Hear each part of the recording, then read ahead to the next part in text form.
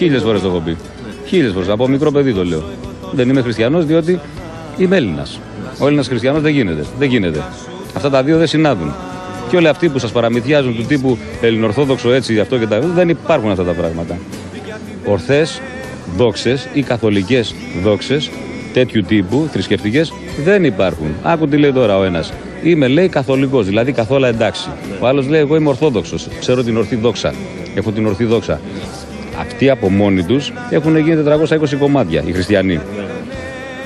Οι άνθρωποι περισσότεροι που ανήκουν σε κάποιες θρησκείες λένε πρώτα πιστεύω και το γνωρίζουν, το έχουν ξεχάσει. Δεν γνωρίζουν, πιστεύουν. Τι πιστεύεις, ρε παρέα? Πιστεύεις σε κάτι που δεν ξέρεις. Πώς το πιστεύεις? Τα μόνα που μπορεί να πιστεύει ένας άνθρωπος είναι αυτά που γνωρίζει, που είναι απόλυτα βέβαιος, έτσι δεν είναι?